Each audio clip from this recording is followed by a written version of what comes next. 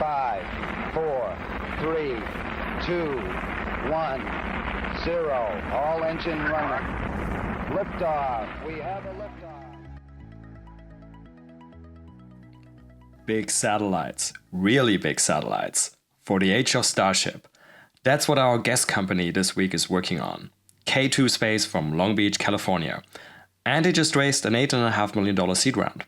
I talked to their co-founder Karan Kunjur about their satellite platforms, their potential use cases, and much more. Enjoy. My name is Raphael Rodkin, and I'm an investor and advisor to space companies. Just as a reminder, this podcast is for informational purposes only, and nothing should be taken as investment advice. This podcast is sponsored by Nano Avionics, a satellite manufacturer and mission integrator. Their technologies enable many space companies worldwide to offer services that improve life right here on Earth, such as providing global connectivity, conducting Earth observation, or contributing to scientific discoveries. Check them out, and also check out my episode with the CEO and co-founder. Sadly, I am not a rocket scientist, but I'm an alumnus of the International Space University. ISU offers a number of educational programs about space worldwide. Check them out at isunet.edu. And just some final things before we start the episode about ourselves. If you enjoy the podcast, please leave us a 5-star rating on your favorite podcast platforms such as Apple or Spotify. If you want us help expand our work, you can do so and support us at www.patreon.com/Space Business Podcast, and we'll also put that link in the episode notes. And lastly, you can follow us on Twitter at podcast_space. Hey, space enthusiasts. Welcome back to another episode of the Space Business Podcast. Excited today to have Karan Kunjur. He is the co-founder and CEO of K2 Space. Welcome, Karan. Hey, how are you? It's great to be here. Yeah. And so why don't we start off as we usually start off with our space companies. Could you give us the elevator pitch on K2, please? Sure. Yeah. So K2 Space, we basically believe that we're about to move from an era of mass constraint when it comes to launch vehicles to an era of mass abundance. And in an era of mass abundance, what we put in space in terms of satellites should look very different. So we're redesigning the satellite from the reaction wheel up to develop what we're considering is a totally new category of vehicle, one that is high capability, high power, high payload mass, high payload volume, that comes in at the price point of a small satellite. And we think that this is going to be basically the foundation for the next generation of space development and exploration. And so can you give us a little bit more meat around this? So you're saying sort of like a lot of power, very large, but so what does that actually mean? How large is large and how much power is there? So if you look at the market today, there's basically two choices. There are small satellites that come in at sub 5 kilowatts of power. They're in the 500 kilogram range, probably 100 kilograms of payload capacity. They're relatively low cost. They're produced quickly, right? There's a lot of benefits. It's a relatively new phenomenon that's kind of come up over the last 5 to 10 years. The other option is 10 to 20 kilowatts of power. It's produced by one of the primes. It costs hundreds of millions of dollars, and it takes anywhere from 5 to 10 years to produce each satellite. It's the exquisite satellites. This is something like, for example, would that be something like that Viasat-3 satellite that just is having some issues in orbit? Yeah, Viasat-3 came in. It's actually in the high end of the power side. It's 26 kilowatts of power, but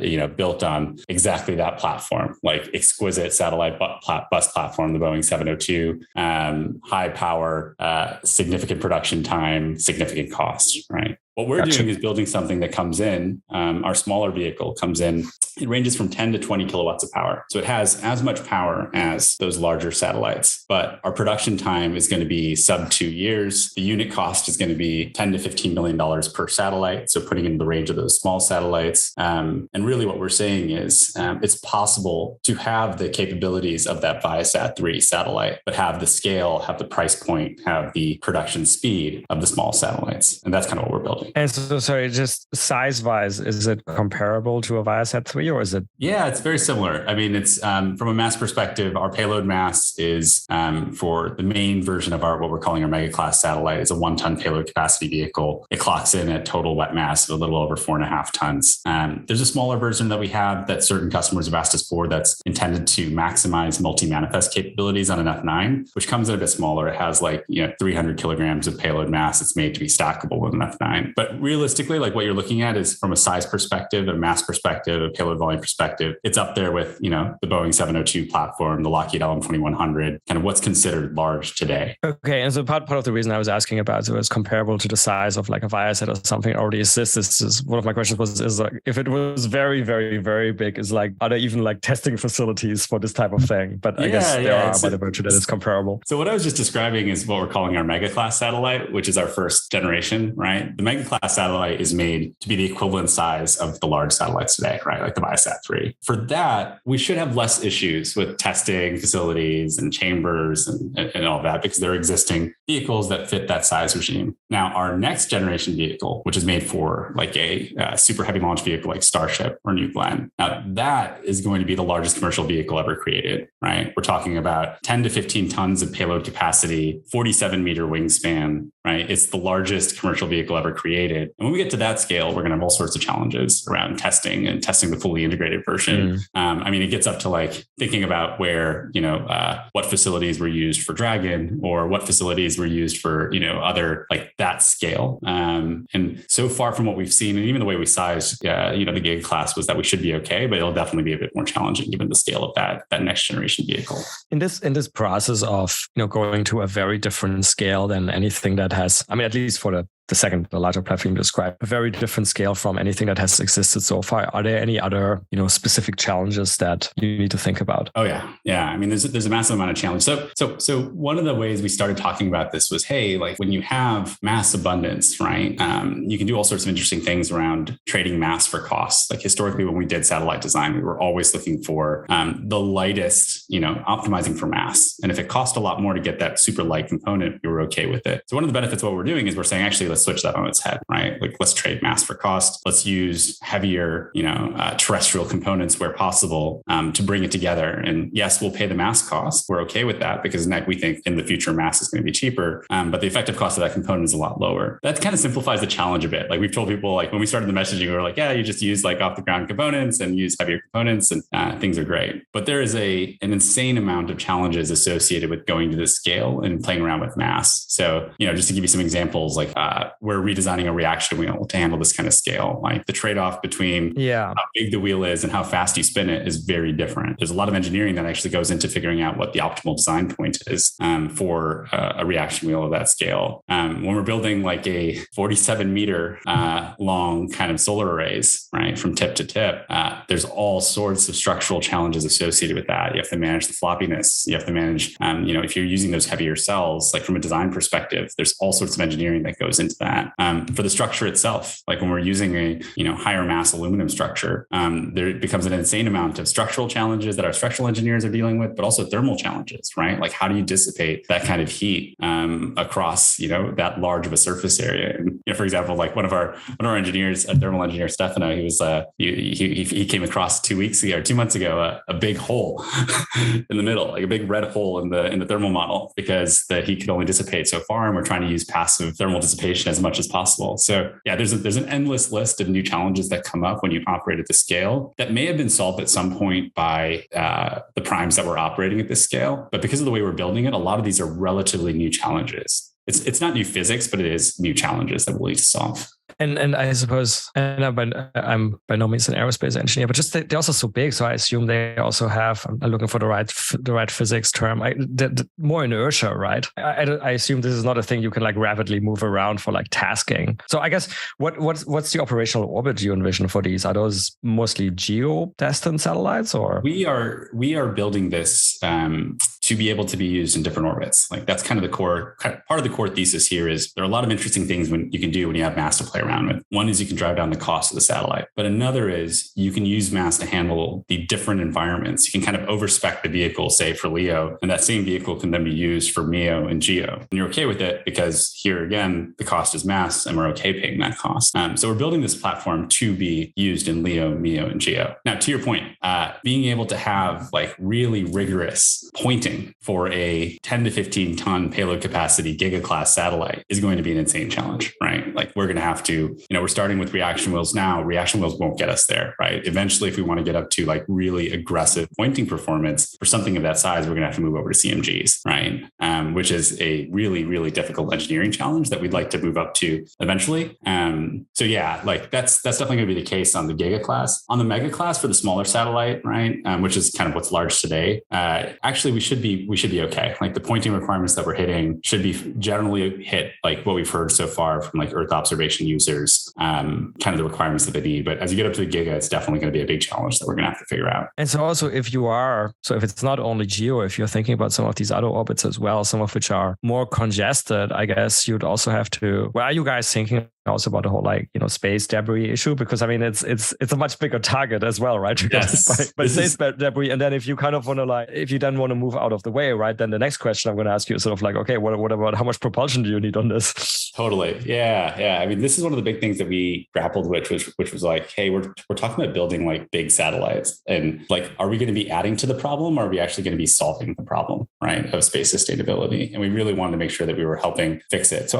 our core thesis is the last 5 years, people have moved to throw out these like giant mega constellations of, hundreds, if not thousands of small satellites that don't have a lot of capabilities built into them from a space sustainability perspective. And we think what's going to become optimal is actually fewer, better built satellites. And when I say better built, it means it has the delta V, like sufficient delta V for collision avoidance. It has the delta V for station keeping. It has the delta V for end of life, right? When I see better built, I mean like more thoughtful about demisability, right? And with every kind of material choice that we're making with our vehicle, we're thinking about demisability, right? And so those are really important for us. I mean, first that we are thinking about fewer satellites. The other thing is we're opening up different orbits, right? When you have higher power, when you have the ability to put up larger optical apertures, like you don't have to be in the same LEO orbit that everybody else needs to be, right? So from a proliferation of LEO, like what we envision is like we have certain customers that are thinking about, hey, maybe I just take fewer satellites, put them in a slightly higher LEO orbit. I have the power and the payload volume to do that, right? And now I have actually a bit of a safer orbit, and I'm not contributing as much to the congestion problem that we're going to see from the mega constellations. So when you guys, started to think about it, sort of like the origin story of K2. So I get the whole point, sort of like, I think your brother and co-founder and CTO was at SpaceX, so of course very directly aware of like Starship development. So I get that as a motivation, but then sort of was that it, or did you guys also start thinking about maybe, I don't know, was there any sort of other historical equivalents on Earth? And I'm just making this up. Maybe when we went from like small ships to huge container ships or something like that. Is there anything else that went into your thinking that you think is worth mentioning so we understand your rationale? Yeah. So first of all, Neil and I have been like interested in space since we were kids, right? This started a long time ago, this journey.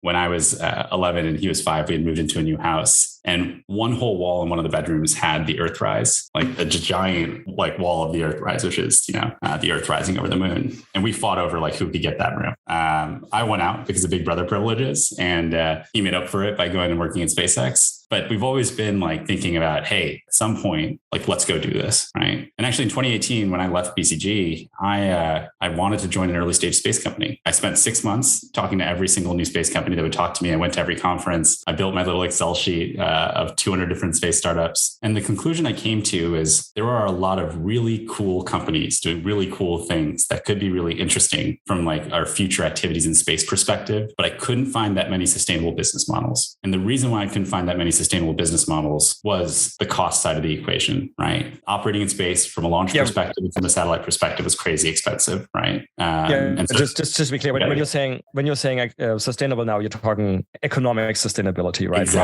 Exactly. Yeah. From a business model perspective, right? I just saw very just simply like, how are you going to make enough money to cover your cost base, right? And I didn't see that. And what I saw was like your options, if you had you're a payload developer, right? You have like an interesting payload that does some really interesting use case. And maybe there is a decent sized TAM out there for that use case. Your options for satellites to get that payload in space were like a small satellite from a untested provider that maybe would get you up at the amount of capital that you have. So you have $5 to $15 million, right? You can put up one in space. It has less power than you need. It has less payload volume. It has less payload mass. Or you try to find $200 to $300 million and you convince one of the primes to sell you like the satellite that actually gives you what you need from a capabilities perspective. So I saw this like massive gap, right? And so when we were revisiting this, we were like, okay, well, SpaceX has gone up to the launch side of this equation, right? F9 hitting 100 launches per year is incredible, right? And Starship coming online over the next 2 to 3 years is going to be a game changer, right? And that kind of started us on this journey of like, maybe we are actually about to go to this mass abundant era. And if we are, like, maybe we can go after the spacecraft side and actually provide a way for every single space company to get the platform that they've always wanted at the price point they've always needed. So there's as I guess very often there's sort of two big challenges, right? There's the tech challenge, and sort of you've already described that there are indeed challenges, and some of them are not trivial. But on the other hand, you are very smart guys and working on that. But there is, I mean, wouldn't you agree there is also still a market challenge? I guess that's kind of segueing over into the market, right? Because I mean, one way this has historically been solved in terms of like making this or forcing this or somehow making this economically sustainable is that, large platforms have been sold as, I don't know, big spy satellites for like non-price sensitive government customers, right? Or big communication satellites like Viasat-3 for, one of the only subsectors of space, which actually has been making good money for decades, right? Satellite communications. So now you guys are coming in here. Where do you see your main use cases and markets? Yeah. So there's short-term and long-term, right? Long-term, we want to be the platform for all future space development, right? We want every single new space startup that's looking for power, payload mass, and payload volume at a low cost to use us, right? That's the goal and that's the vision. But I recognize that like new space doesn't have the capital to kind of fund multiple $15 million satellites, right? Like that's just not there today. It may be there eventually, but it's going to take time. So the customer today, there's really two segments. One is on the national security side, right? If you look at the DoD right now, they're thinking about resilient space architecture. They need high power, they need it in different orbits, and they need rapid capabilities, right? They need to be able to have a distributed constellation of assets that can handle the payload requirements that they have. And there's a real gap there right now, right? Like there's a version of the world where we need to rapidly scale up production and the primes are totally booked out, right? Like they're producing at scale as fast as they possibly can. And their production does not meet the demand for high powered, highly capable satellites. And so we saw that big gap and we're like, that's going to be a really interesting place for us. And, current feedback to date is that we are actually filling that gap. The second big segment is the one that really cares about power and that we've already talked a little bit about, which is comms, right? If I'm a large telco operator, power equals throughput, right? Power directly drives the economics of my business, right? If we're saying we can now offer high power, right? 20 kilowatts of power, but offer it at a capital cost of 15 million instead of 500 million, that significantly changes first how they replenish their existing assets, but the types of architecture they can go after moving forward, right? For example, I could start doing that MEO constellation I always wanted to do, but couldn't when the unit cost was, over $100 million per satellite. I can start going after higher LEO applications with fewer, higher powered satellites. I can do things like proliferated GEO, right? Take my GEO spectrum slot and put 4 GEO satellites there, each with 20 kilowatts of power, instead of 1 satellite there with 20 kilowatts of power. So that's really what we're finding is like there's a lot of interest, especially as they're thinking about all the disruption that's happening in their industry, right? From an average telco operator perspective, the disruption they're facing is from Starlink, OneWeb, Kuiper. It's from terrestrial competitors like fiber, and it's also from thinking about in their own way how to build resilient space architecture if things go south from a diplomacy perspective, right? All of those forces are making them think about how do I actually think about deploying high capability, high power in different orbits so that I'm actually able to not only survive the next 10 years, but thrive in the face of such competition. And so maybe if we just go into slightly more detail on that, because that's super interesting. So for example, on the SATCOM side, where do you see this fitting in with some of the, I'd call them potentially emerging trends we have right now? And let's talk about a couple. One is sort of like the whole, I think what people now call D2D, direct to device, right? Where satellite connects directly to your cell phone or your tablet or whatever. And then the other one I guess we could talk about is sort of like in-space computing and data centers and things like that. Yeah. So direct to device, right? What are the two things you need to actually have a successful direct to device satellite? You need a lot of power and you need a lot of payload volume, right? The biggest limitation to data throughput down to direct device is the power of the signal, right? And so in a world where we didn't have, mass and volume abundance, the challenge was basically coming up with a super complicated mechanism that folded into the really small payload volume, right? And then expanded out in space, right? Well, in a world where we have something like Starship, I no longer need to make it as complicated to get to the scale that I need, right? In a world where we have Starship, and something that's high powered, like we're offering, you can both simplify the payload, but also use use the high power that we're delivering to kind of improve your ability to actually have direct to cell, right? And then, if each of these high powered satellites no longer costs 200 million and instead costs 15 million. Well, now I can put anywhere between 50 to 75 of them in a LEO orbit and be able to actually have high speed direct to device, right? Like that's what the future could look like from a direct to device perspective. And it all comes from, the mass abundance that we see from launch vehicles affecting in different ways. On the in-space, go ahead. I was going to say on the in-space. You can continue on the in-space. Yeah, I was going to say on the in-space processing, I'm not sure how this industry turns out. I think there's absolutely going to be a need to think about what we process in space versus what we transmit down. But there's an inverse relationship between that and our actual transmit capabilities as things like optical come online, right? And so I think we're going to see, I've talked to a bunch of different constellation developers that have different strategies. Some are really leaning into processing space, right? And they're like, okay, we're going to do the processing in space, and then we're going to send down only the data that we require. Some are going to the opposite spectrum. They're saying, with high power and with optical comms, I actually probably don't need to process as much in space, and I can just beam it down and do all processing on the ground, right? And so I don't have a strong thesis on where that's going. I think those two forces are going to go against each other. I'm intrigued. I think if it does pick up, right, what does edge computing need? It needs power. Right. It really needs power, and it also needs to be able to handle thermal challenges, right? From basically be able to dissipate a lot of heat. And we're well suited for either of those. TBD. I'm kind of curious how it's going to play out. Yeah. So am I, sort of wearing my head as a venture capitalist for sure. But I mean, I'm just asking about this because when we're talking with sort of mass abundant world and to some extent also correlated a power abundant world, right? Then it came to my mind, okay, what's one of the most power hungry industries on earth? It's data centers. Yes. And it can be for in-space computation, but it can also be, and some people have pitched these business models, right? It could be for in-space data storage as well, right? For secure storage. And the curious thing will be, obviously as we start expanding, right? If we start moving into cislunar space, as we start thinking about, putting a comms relay system around Mars and having high data throughput and having a lot of data coming out of our activities on Mars, right? The needs there for both, processing and storage will certainly be different.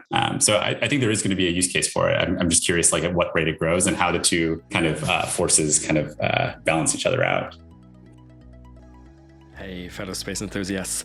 This is just a quick 30-second reminder that I just released my introductory space economy book called To Infinity in English. It provides a non-technical introduction to the space sector, covering key trends, key space businesses, humanity's potential future in space, and how you can get involved. All of this is based on my daily experience as a space venture investor and also as a university lecturer on space entrepreneurship. The book is about 250 pages long, and you can get the Kindle version for about $10. You can find it on Amazon, or you can download a free sample at spacebusiness.substack.com. The link is also in the episode notes. Now back to today's episode.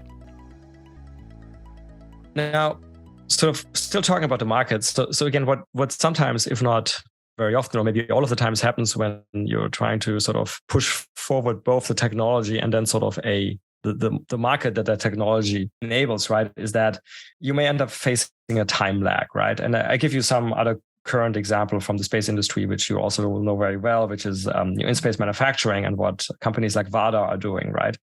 And so VADA, at another SpaceX company, right? VADA is, I'm sure most of our listeners know as well, developing a return-capable capsule, which can be used for in-space manufacturing.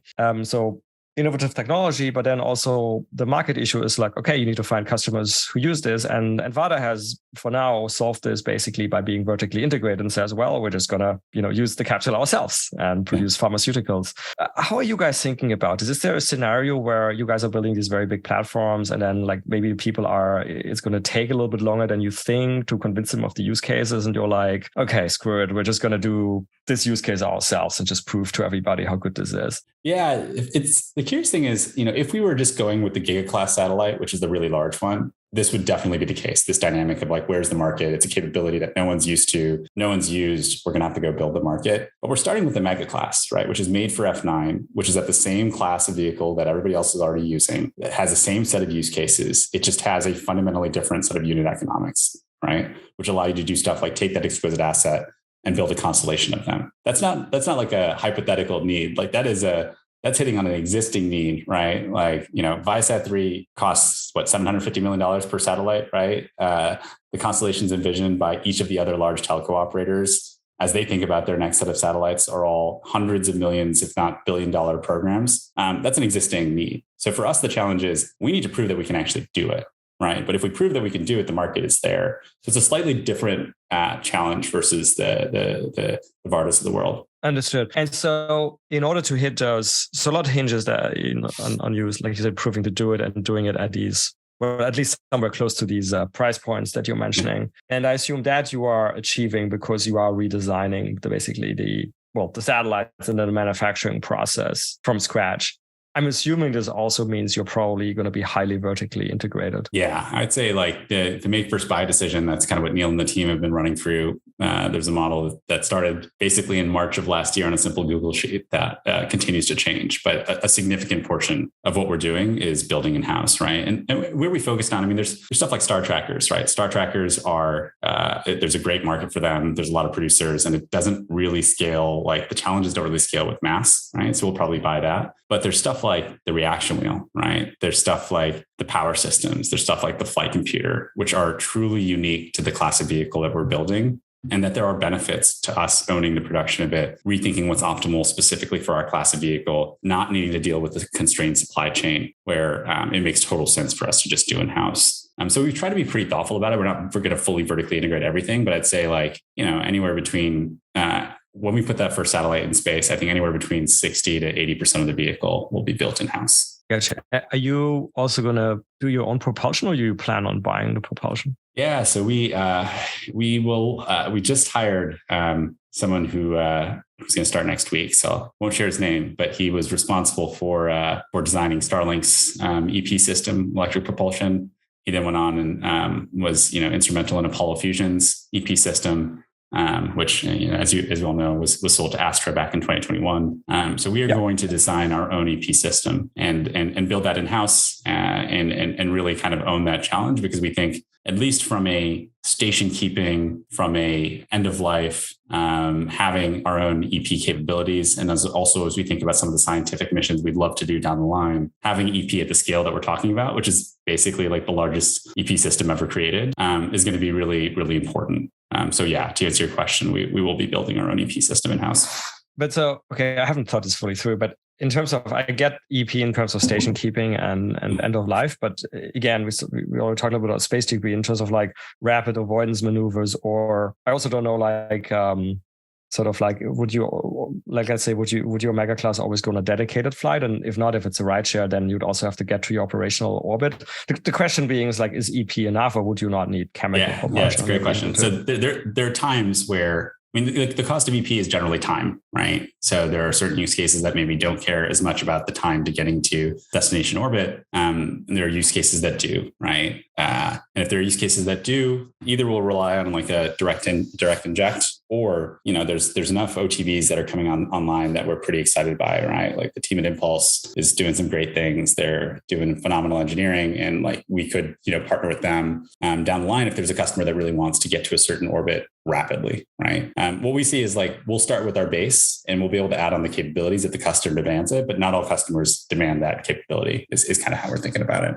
And I don't remember we actually had Impulse on a podcast recently, but I don't remember the size of their vehicle. But so Barry Matsumori is their vehicle, I guess, would be capable to take your mega class, but would it be capable of taking your giga class as well? I don't think so. I think their current largest envisioned vehicle it's actually, if I remember correctly, I saw one of the, we were over there a few weeks ago, somewhere between like the total mass, somewhere between the mega and the giga. I'm not sure, but like they're, really kind of starting out for the next 2 years. It's going to be all around the mega. And then in terms of the giga, like the interesting thing there is just like by the time that comes online, right, we're probably looking at like the first giga launch being 3 years from now, maybe 4, right? Based on Starship getting up to a cadence where they're putting enough Starlink payloads. That's probably going to take up 2 years of their time before it's commercially available to other customers. It's probably going to be 3. So, kind of what we decided decided was we were like, wait and see, right? Like, let's not build capabilities without seeing kind of what is actually optimal, right? There's stuff like whether Starship figures out refueling, the timeline to that, what those refueling capabilities are like, that could actually change what's optimal. And so, yeah, I mean, with the rise of OTV players, with refueling coming down the horizon, we felt like we can make some future design decisions around the Giga when the time comes. Sort of thinking from a sort of ecosystem perspective, other than OTVs, is there something else, some other capability, business model that you wish somebody was doing that would help out what you guys are doing? Yeah, I mean, I think if from talking to, so I was talking with someone on the national security side, and I think all of the issues with the logistics and the ground operations of scaling up like rapid launch cadence across the ranges, there's like an insane amount of infrastructure and just like on the ground problems we're going to have to solve, right? Like coming like all the way down to like someone was doing the calculation around like if Starship actually hits the cadence, it's going to hit like how much fuel that's going to require like going through like the launch sites, right? And like no one's really thought about that. And yeah, SpaceX might try to solve it themselves, but like there's stuff like that on the ground side that I think no one's really thinking about. And so, and whether it's like the people that are, like the spaceport company that's thinking about like how to actually, add to the number of launch sites available, right, to solve that problem. But I think dealing with that constraint is going to be really important for our thesis of like getting to that mass abundant future, right? SpaceX can do the rockets, but if the ground like operations can't handle that cadence, like it's not going to matter, right? So that's an interesting one for us. I think is just making sure that that's there so that the launch cadence is there so that we do actually have the mass abundant future that we really want to exist. Yeah, agreed. And so in terms of timeline, okay, so obviously Giga is a few years out, as you mentioned. What's your rough timeline like? So when do you hope to have a mega class in orbit? Yeah. So right now we're building kind of the initial prototypes, the initial iterations of a lot of the hardware that we're building in house, right? So we just started spinning our first iteration of the reaction wheel 2 weeks ago, right? We're going to do 3 iterations over the next 12 months of the different components. And we're going to do a demo mission that's a fully like K2 space demo mission next year. Basically a hosted payload, take a bunch of the components. Obviously the reaction wheel is going to take up most of the mass, get them in space, and have a way to really like get heritage on the components, but also learn a little bit and have the team get like some just space mission ops experience. And then from there, we're going to scale up to the mega class. We're aiming for a 2025 mission in an F9 or F9 equivalent if one of them comes online really quickly, but likely it'll be an F9 given the time frame. And that's going to be our first launch of the mega class. We're talking to a number of customers who are interested in being the first. Obviously, there's a bit of like first mover advantage here for the customer that like uses this demo mission as a way to figure out if for their payload side, like can they actually do this in a way that allows them to have that constellation they've always wanted of high powered satellites in different orbits. And so there's a few customers we're talking to who could be like an interesting fit, let alone, be really interesting to potentially take a few national security payloads up there as well with that first mission. So a lot of that's still in the works. Like we're talking through, a bunch of different options, but the goal is a full mega class launch in 2025. And then eventually moving on to the giga class after that as Starship and New Glenn come online. And it's interesting. You just mentioned that as part of your timeline that you will test some of your components hosting on other people's platforms. But of course, that also brings up the question, well, once you guys have these very big platforms, theoretically, you could become a hosting provider, which is obviously the way some satellite companies have chosen to go, right? Like Endurosat and Spire and so forth. Is that also something that's a possibility for K2? Definitely a possibility, right? Because if we have all the power that we have with all the payload volume and the payload mass, like it would be, we have to figure out the interface and there's a lot of, stuff there that we need to figure out, but like we're well suited and well positioned to take advantage of that. My big question is one, I don't want to lose focus, right? Our focus is to deploy constellations of these satellites. That's where the economics get really interesting. And on the economics point too, like what is the value per customer for these hosted payloads versus the cost per customer? I generally I haven't seen anyone show me the numbers and be like, hey, this is a really good business model. And it probably exists. I haven't seen it myself where I'm like, okay, these individual customers, like splitting out my satellite across 15 different customers and the complexity that comes with 15 different customers is worth it because each customer is paying X. And I haven't seen that. If I see that, I think it'd be really interesting if we could find a way to do it with, really solid unit economics. I think we're well positioned for it. My question is do the unit economics actually make sense? Yeah, that's fair. And so beyond that, those next few years, I mean, where do you and your brother, for the sake, where do you guys want to see the company in, I mean, whatever the right time frame is? So I guess the right time frame would be something where both Mega and Giga are flying established. So maybe it's like 15 years out. I know that's a long time, but you get the question, sort of like what's the vision there? Ideally, what should K2 be in the end? Yeah. So when Neil and I started this, we're like, this is going to be really hard and it's going to take some time. Right? Like this is going to be a long-term kind of business. And are we okay with that? And we're definitely more okay with that because I'm like working on this with my brother, right? Like this is probably the coolest situation I will have to work on something in my life, right? I'm working with one of my favorite people in the world on a really interesting, hard problem that if we solve it is impactful. So if it takes a bit longer, that's okay. Like we're thinking on the 10 to 15 year time horizon, right?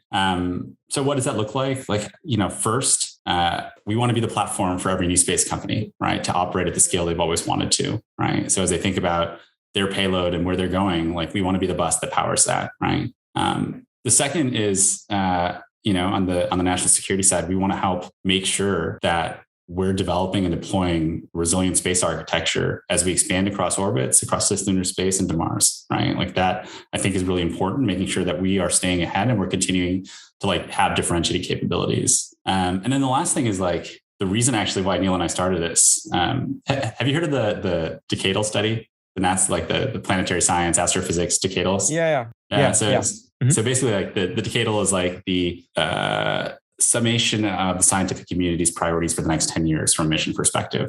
And we were just like starting out on this path. We were looking at the planetary sciences decadal, and they say like, there's 30 prioritized missions for the next 10 years. Out of those 30, they really prioritize 10 of them and do like full mission concept studies. And then out of those 10, they say, if NASA funding is maintained at level, we'll do 1, maybe 2 of these missions. So one of our company goals, that every employee that joins us knows this, is to take one of those missions that wouldn't have happened until the next decade and make it happen in this decade. And if we do that, that's like our one key metric of success. If we make one of those missions happen, hey, we did a great job and we actually did something impactful. And if we get like to our stretch goal, which is like doing stuff like building a planetary probe program and doing a telescope program, that'll just be gravy on top, right? Like that'd be fantastic. But really we want to start with that one and make that happen this decade. And understood. And is there, I guess the decadal, I forget now, it came out like a year or 2 or so ago, right? The last one is, do you already know which of these missions it might be, or is it too early to tell? Too early to tell. But yeah, I think it's going to come down to a few different things. But the planetary sciences one came out in March of last year. The astrophysics came out, I think, in the fall of the previous year. It'll likely be planetary sciences just because astrophysics is really, really, really, really hard. And there's a lot of additional challenges that layer on top. Planetary science is also hard from an environment's perspective, but astrophysics has its own set of complexity. So it'll likely be a planetary science one, and TBD. We'll see how the next few years evolve, which one we end up going with. And so while we're talking about vision and having a crystal ball, I'm going to make it even more difficult for you. So beyond K2, right? Because I mean, obviously, in thinking about K2's strategy and where K2 fits in, you're kind of by definition thinking about sort of like the space ecosystem at large, right? And again, sort of thinking out in this like medium to longer term timeframes, is there any sort of interesting thoughts you have where things might go? And I'm just going to throw out sort of like some stuff that people sometimes think about. Is sort of like, one question is, at what point maybe go towards more, let's call it sustainable on-orbit platforms, in the sense that they become more like cellular towers that you just kind of with robotics keep swapping out stuff, or is that just nonsense that will never happen? Or like at what point in time maybe start manufacturing like entire satellites in orbit, questions like that. I mean, it doesn't have to be those two, but sort of like any interesting sort of thoughts you may have about the future. Yeah, I mean, that is the future that we envision, right? Like if we have all the power and the payload volume and the payload mass, we can do those use cases, right? Like if there are people that are figuring out how to solve, one of the things we'd love to do is take like a terrestrial robotic arm and put it, something that's so big that people would have thought it's ridiculous. There's no way we could put it in space, and just put it on one of our buses someday, right? Like that's the kind of stuff where you're like, okay, let's make this like super simple, and let's have, effectively an unlimited mass budget compared to like historic satellites. And what can we do when it comes to in-space assembly? Right? Like what can we do when it comes to like having basically like a hub, right? Where you can have a bunch of smaller satellites that sit on it, or a bunch of payloads that are pulled on and pull off. I think all of those become possible, right? The Giga class is actually really well suited. We've talked with a number of people about being like an orbital cargo depot, right? You have different payloads that sit on there. You maybe have cargo that you want sitting in orbit. You have all the power and the payload mass and the payload volume to kind of do whatever you want. So I think all of those, what we consider kind of like sci-fi use cases, become a lot more feasible when you have the mass to play around with. So that's definitely in the path. Like either we will partner with people that are trying to solve that problem and want to build it on top of our bus, or if nobody does, like we'll try to figure out how to do it. But we'd love to partner. Like this is the kind of thing where it's like, we want to be the platform. And if there are people that can figure out applications that sit on top of that platform, we'd love to work with them. Gotcha. Okay. As we're kind of coming towards the close here, let me ask you like a few final questions. Some of them we always ask, but one I wanted to ask you is that it's because of your own history, you kind of, you were a consultant, and then because of the love and fascination you have for space, you decided to kind of join the space industry. And I think there's quite a few people out there at the moment who sort of in similar situations. They're not trained aeroastro people from MIT or something, but they still would like to join the space sector. I don't know. And most of them, unfortunately, won't have a brother who's at SpaceX, but any sort of general advice you have for people like that who are looking to join our sector from non-technical backgrounds? Yeah. So first of all, I got really lucky with my brother, right? So the position that I'm in is super fortunate, and I'm really appreciative of that. But I would say so in 2018, I didn't kind of finish that story. Like I spent those 6 months, I came to the conclusion that there was no business model that I really could get excited by. And I decided that then wasn't the time. And I went and helped build an artificial intelligence company that we sold in 2021. And came back to this at the beginning of 2022. So the first thing I would say is like, don't force it, right? Like pay attention. And like, if you do make your bet, like make a really big bet that you're excited by, and, don't force it because you just want to get into space. Like this has been a long-term process for me where I've kept my eye on this and waited for the right opportunity and jumped. And then the second is like, there are a tremendous number of really interesting, talented engineers that are building really cool technology. But I think there's a gap with people that can understand like, hey, could this actually be a business model that I could go raise capital on long term, right? Like it's one thing to raise a seed round and a pre-seed round, but Series A investor asks certain questions, which we're going to have to answer relatively soon. Series B asks other questions. Series C asks others, and the public markets eventually are going to ask other questions. And like thinking about that journey is something that non-engineers actually could have a good amount to add there.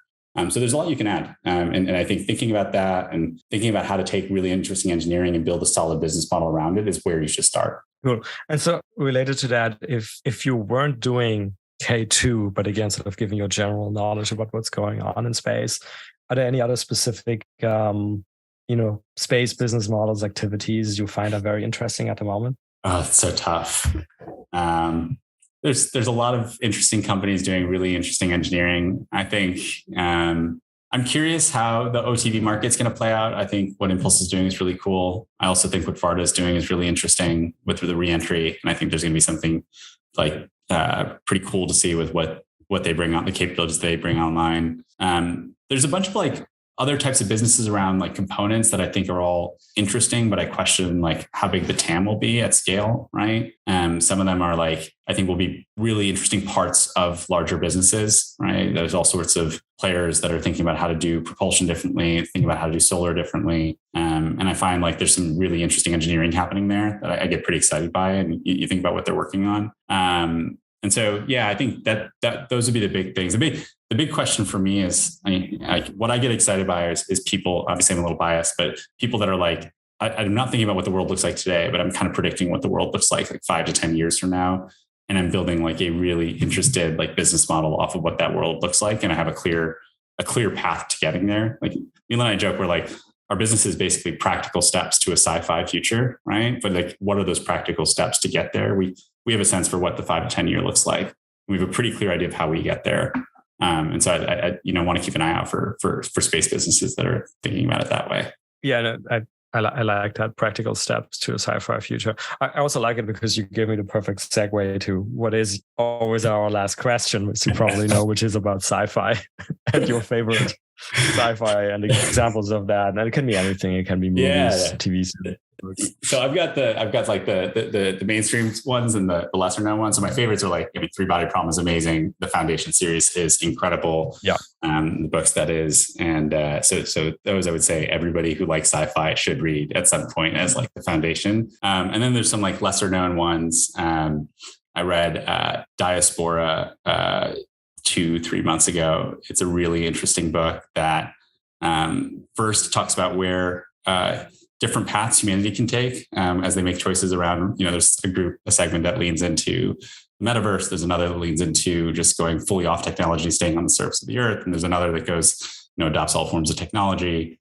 And then they're forced to leave. And it goes down this path of multiple dimensions and just gets kind of crazy. So I would say that's great. And then like an old school great is like, Lab and Solaris. It's also fantastic. You can't really go wrong with that, right? It's just a classic. So those are my favorites. It's a great time to be a sci-fi like enjoyer, because it just feels like there's just like an unlimited amount of, incredible options that are out there. Yeah. And if there's anything we have learned from things like Star Wars, I mean, facetious now, but it's like that. If you look at like a Imperial cruiser, we have to go big. We have to go towards the big platforms. Exactly. Yeah. I mean, like at some point, like I want to call one of our satellites something out of like Battlestar Galactica, right? Like just a big satellite. On that note, Karan, thanks so much for coming on. Best of luck at all you guys are building at K2, and very excited to see like all the interesting current and also future use cases people will come up with. Thank you. Thanks. Appreciate it. Thanks for having me. Well, that's it for another nominal episode of the Space Business Podcast. If you like this podcast, please consider giving it a 5-star rating on your favorite podcast platform, such as iTunes. You can follow us on Twitter at podcast_space. Also consider supporting us at www.patreon.com/spacebusinesspodcast. If the podcast got you interested in learning more about the business opportunities in the space economy, check out my new online course on space entrepreneurship on udemy.com. The link is in the episode description. Lastly, if you have any feedback, including ideas for guests, and that may include yourself if you have an exciting space story to tell, or interested in being a sponsor, drop us an email at spacebusinesspodcast@gmail.com. I look forward to seeing you for the next episode.